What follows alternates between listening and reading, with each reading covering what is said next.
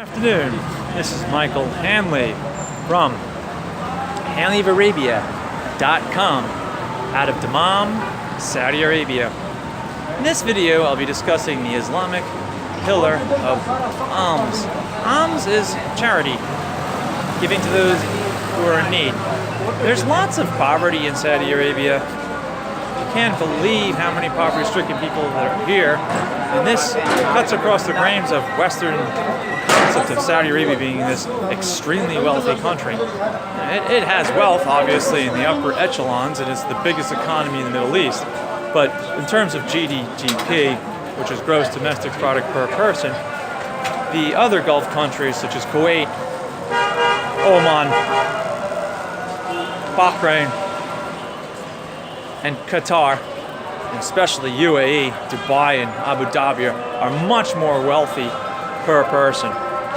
Now, the way the system works is Muslims are obligated to give part of their wealth or their money to other Muslims who are in need. And it's a concept that goes all the way back to pre-Islamic Arabia. Hi, here, I'll give, here. You're welcome. It goes all the way back to pre-Islamic Arabia, where the tribes of Arabia had a cultural concept of giving to those in need, giving to the poverty-stricken. I had just given a couple reals to a woman who was begging on the street. She had a baby.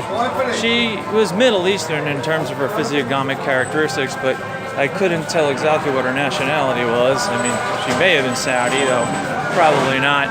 Lots of migrants from all over the Indo-Islamic world. Her features were Middle Eastern, so she could have been from anywhere in the Middle East, maybe Egypt, more likely Syria, but there's no way of telling. I'm not going to start a conversation with her. She probably doesn't speak English. She has probably very little education from what I could discern in terms of her demeanor and her garb. I mean, the wealthier Saudi women had the expensive abayas.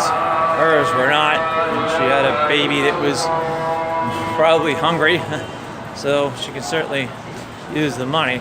But I could tell she wasn't well educated. Not to mention, I don't think it's quite appropriate to starting a conversation, especially a Western man wearing, Quicksilver shirt and shorts, having a conversation with a abaya-clad woman, Middle Eastern woman, in the middle of the souk in Dammam. It's just not appropriate behavior.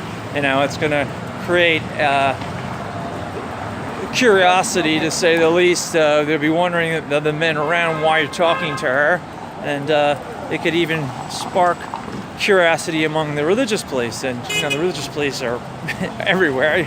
You don't know who they are, but they can't actually arrest you. I mean, I'm kind of exaggerating here. They don't have the power of arrest, though they can notify the police. But the bottom line is, it's just not in the best interest of a Western man to start striking up a conversation with the Middle Eastern woman in Saudi Arabia. Just if you want to give her alms because she's poor and you feel sorry for her, then go ahead and do it. But certainly don't start a conversation up. If you're interested in more videos about Saudi Arabia, feel free to go to my YouTube channel at youtube.com/Umma1967. It's spelled UMMA1967. Have a good day.